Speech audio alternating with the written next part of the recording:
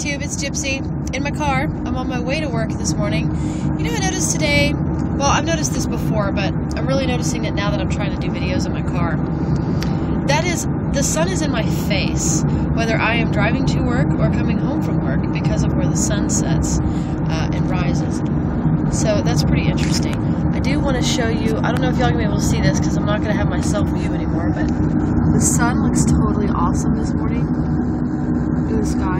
Can y'all see that? I don't know if you can. Anyway, it's gorgeous. It's like doing that thing where it splits the clouds, you know, and kind of does the whole, whatever, does the whole sun ray thing.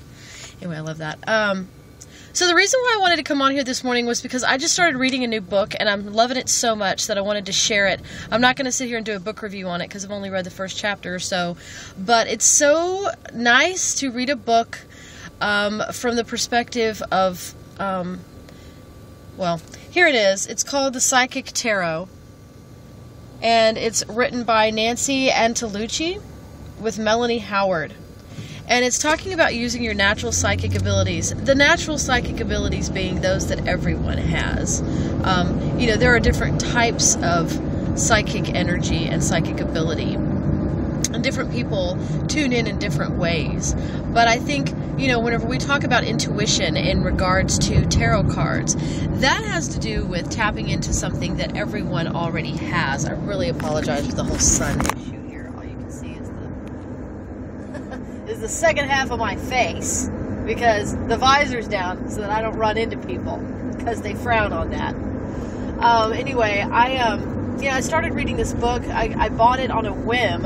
Actually, thanks to the Four Queens, I went and bought the Psychic Tarot card deck. It's actually an oracle deck, but it is loosely based on the tarot system, and it's an awesome deck. First of all, I just want to say I was really kind of skeptical, but I just wanted it because she was talking about how good the art was. So I went ahead and bought it. And when I bought it on Amazon, you know how they do the little suggestions at the bottom, and it said a lot of people who bought this deck also bought this book, whatever, blah, blah.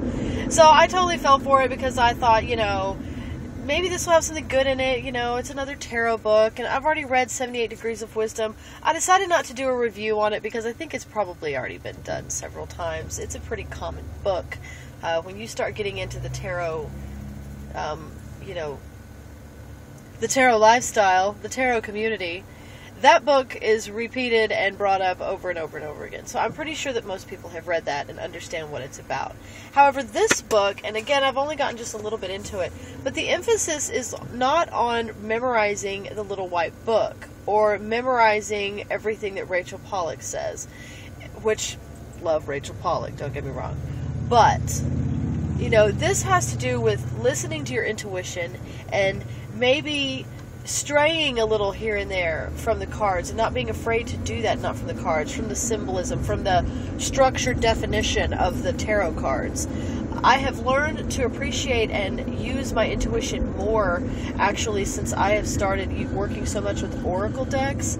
Those enabled me to have sort of the mental creative freedom to sort of tap into my intuition. And from the feedback that I have gotten from people that I've been reading for, I'm doing okay, you know, as far as my intuition goes. I keep nailing stuff on the head. And oddly, a lot of times I'm nailing stuff that I have no clue what I'm talking about. You know, I am literally going off of intuition. And there have been a couple of times that I have gotten a card, you know, like one example from one just recently was the Emperor card. And what I was getting was not the same as the typical definition. It had a little bit different twist on it. But I went with what I was getting. I'm learning to trust my own intuition. And sure enough, I nailed it. And so it really made me think about tarot in a very much more spiritual way than I did before. Sorry, this book is in my lap, and I'm trying to get some breakfast. So I'm like, can you see me? Can you see me? Sorry, I'm going to wrap this up. But anyway, it just made me think about tarot in a whole new way. I am very skeptical. I'm a very scientific-minded person, and so I like proof. I like repeated results. And so there's a part of me that is like, why are you even reading tarot cards, Gypsy? And there's another part of me that's like, because you need to be reading cards. People need you to read them. And so I have, I've kind of taken it on, and this little, just what I've read in this book so far is kind of giving me the affirmation that I needed to, make me feel like, yes, there is something more to this than just putting together cards and creating personal little insights for people that really could be applied to anybody, because some of the stuff I've been coming up with, no, it could not be just applied to anybody. So, my stuff is, the stuff, when I get that intuitive feeling, it is very specific to that person. So that's been kind of a cool experience. Anyway, just wanted to share that with you guys. If you're out there, learning tarot, trying to figure out where to get started, I would recommend this book, that you read this before you read even 78 Degrees of Wisdom, because this will give you that little something you need in the beginning to kind of, get rid of that anxiety about learning all the definitions. I mean, you will learn them in time from reading the cards over and over and over and over and over, but that's not what this is about. This is about listening to your intuition and allowing spirit to work through you to help other people. So, one other real quick thing I wanted to say had to do with kind of along with these same lines, and it has to do with your perspective when you're reading. That's another thing that I've noticed, is that my feeling is the tarot is not cut in stone. I mean, this is not just because you have a future card that is the Tower. It doesn't mean that your whole world's about to fall apart around you and that the changes are going to jack up your whole life. It means that there is a significant shift that is going to change everything. But it doesn't necessarily have to be a bad thing. I have a girl that I'm doing a reading for, that I'm going to be doing a reading for in the next day or two, and she was leery about me using tarot cards versus oracle cards.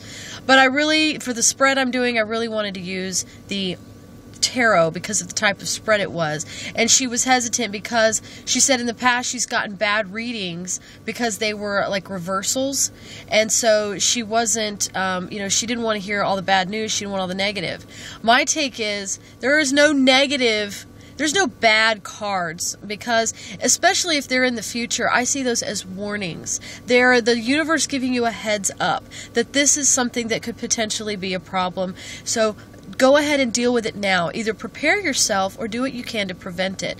But I don't see them as being, you're gonna die. None of those. Don't really, no.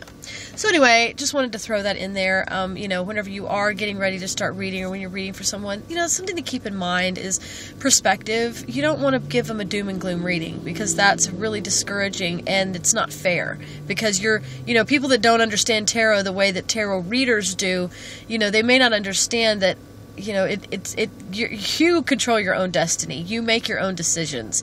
The tarot is just a way to kind of get a little insight, a little peek into what could be ahead. So, anyway, that's all I have for today. I gotta go get some breakfast. I'm hungry. Y'all have a great day. Blessed be.